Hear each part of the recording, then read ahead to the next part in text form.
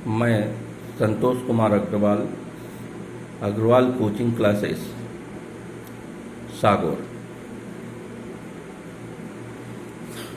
हम अंग्रेजी में बहुत कुछ बोलना चाहते हैं,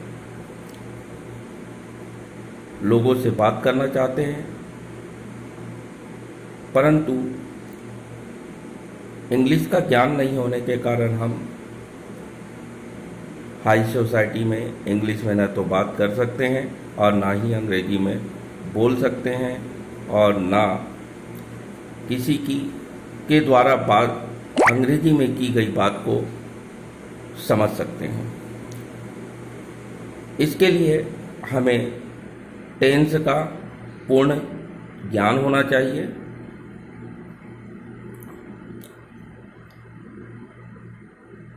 टेंस को ट्रिक के आधार पर समझने से यह आसान हो जाता है और इसे आसानी से समझा जा सकता है। और इसके कुछ नियम होते हैं। नियम को अच्छे से ध्यान में रखते हुए जब हम अंग्रेजी बोलने का प्रयास करते हैं तो वह बिल्कुल करेक्ट होता है।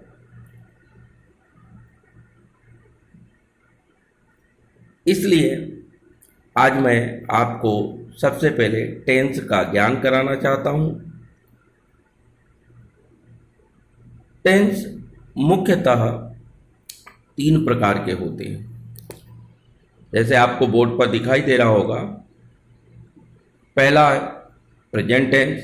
प्रेजेंट टेंस का मतलब होता है वर्तमान काल। वर्तमान काल यानी जो अभी फिलहाल में का समय चलता है या फिलहाल में जो वर्तमान में कार्य किया जाता है उसी को वर्तमान काल या प्रेजेंट टेंस के नाम से जाना जाता है। दूसरा पास्ट टेंस। पास्ट टेंस का मतलब होता है भूतकाल। भूतकाल यानी बीता हुआ समय। जो समय गुजर गया या बीत गया उसे हम पास्ट टेंस या भूतकाल कहते हैं। तीसरा है आपका फ्यूचर टेंस। फ्यूचर टेंस यानी भविष्यकाल। भविष्यकाल यानी जो कार्य भविष्य में किया जाने वाला है, जो कार्य आने वाले समय में होना है उसको हम फ्यूचर टेंस या भविष्यकाल कहते हैं। प्रत्येक टेंस के समय के आधार पर 4 भाग होते हैं। प्रत्येक टेंस के समय के आधार पर 4 भाग होते हैं। जैसे ए सिंपल इंडेफिनिट टेंस, वैसे इसे सिंपल टेंस कहते हैं परंतु कई बार इसको इंडेफिनिट टेंस के नाम से भी जाना जाता है। इसका मतलब होता है अनिश्चित काल। अनिश्चित यानी जिसके समय का निश्चय न हो। B number continuous tense. Continuous tense का मतलब होता है निरंतर अपूर्ण काल। C number perfect tense. Perfect tense का मतलब होता है पूर्ण काल इसमें।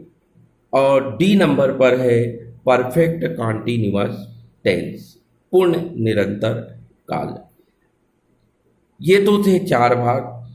अब इसे टेंस के आधार पर बोला जाता है या लिखा जाता है।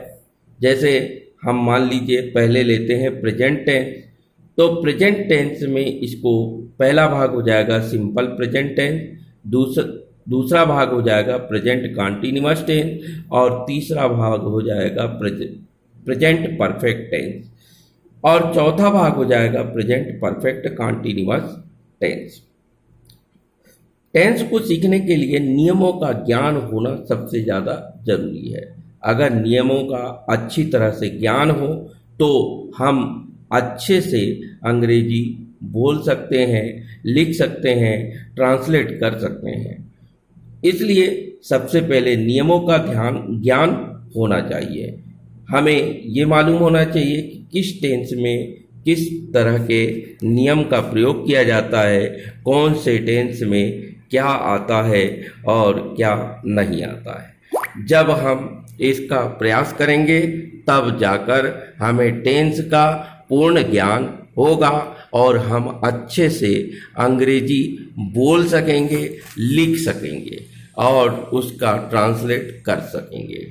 मैं आपको टेंस का ज्ञान कराने के लिए टेंस के नियम के साथ साथ कुछ ट्रिक बताऊंगा, जिस ट्रिक के माध्यम से आप टेंस को आसानी से और बहुत इजी तरीके से समझ लेंगे और फिर किसी भी वाक्य का ट्रांसलेट या किसी भी उस टेंस से रिलेटेड सेंटेंस को आप अंग्रेजी में ट्रांसलेट करके बोल सकते हैं, लिख सकते हैं और उसका हिंदी में या अंग्रेजी में सेंटेंस बना सकते हैं।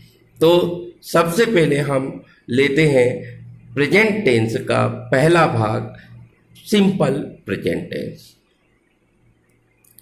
इस टेंस में